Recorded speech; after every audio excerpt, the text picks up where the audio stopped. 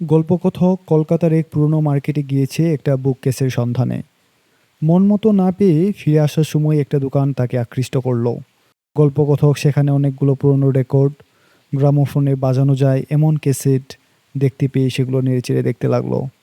গল্পকথক এর পূর্বেও এমন দোকান থেকে অনেক ভালো ভালো এবং দুষ্প্রাপ্য রেকর্ড বা গান পেয়েছে এবং সেগুলো সংগ্রহ করেছে। এই আশাতেই সেই রেকর্ডগুলো নেড়েচেড়ে দেখতে লাগলো। হঠাৎ একটা রেকর্ড তাকে বেশ আকর্ষণ করলো। অচেনা লেভেল, অচেনা ভাষা। রেকর্ডটা বাজালে গল্পকথকের ভাষাটা ধরতে পারলো না, তবে সুরটা বেশ পরিচিত মনে হতে লাগলো। প্রথমে একরাশ অদ্ভুত বাজনা বাজতে লাগলো। এ ধরনের বাজনা গল্পকথক এর আগে কোথাও শোনেনি। একটা ড্রামা বাজছে, গিটারও আছে আর অনেক কিছু আছে, কিন্তু গল্পকথক সেগুলোকে ধরতে পারলো না। তারপর গান শুরু হলো, নারী পুরুষের ৪-৫টি কণ্ঠে গান হচ্ছে। যেমন অদ্ভুত বাজনা তেমনি অদ্ভুত সুর।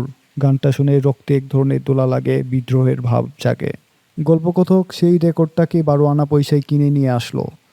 বাসায় এসে রেকর্ডটা বাজিয়ে ভাষাটা উদ্ধারের চেষ্টা করতে লাগলো, কিন্তু পারল না। গল্পকথকের স্ত্রী করুণাও এই ভাষাটার ধরতে পারছে না, তবে সুরটা তাদের কাছে পরিচিত এবং কষ্টে ভরা মনে হলো।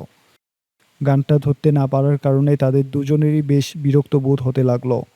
তারা বিষয়টাকে মাথা থেকে ঝেড়ে ফেলতেও পারছিল না। এমনইভাবে বেশ কয়েকদিন গেল। একদিন তাদের বাড়িতে গল্পকথকের স্ত্রীর এক বান্ধবী এলো বেড়াতে। সে ওয়েস্টার্ন মিউজিক শেখবার জন্য ইউরোপে গিয়েছিল, সেখান থেকে গানের উপর ডক্টরেট নিয়ে ফিরে এসেছে।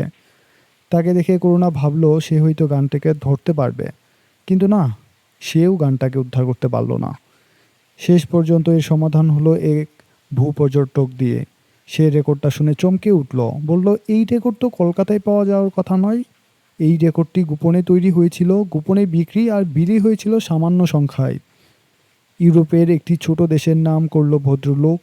নাৎসি অধিকারের সময় এই রেকর্ডটি ছিল সেখানকার মুক্তিযোদ্ধাদের গান।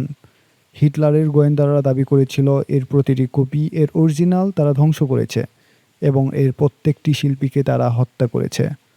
অথচ সেই রেকর্ড পাওয়া গেল কলকাতার বাজারে। ভদ্রলোক বলল, এটা অত্যন্ত দামি জিনিস। গল্পকথক তখন বুঝতে পারল এজন্যই বোধহয় সুরটি তার এত পরিচিত মনে হয়েছিল। দেশে দেশে কালে কালে এ এক সুর। করুণা হিটলারের প্রতি ঘৃণায় বলল, এই রেকর্ডটাকে কেউ নিশ্চিহ্ন করতে পারেনি, কেউ পারবে না।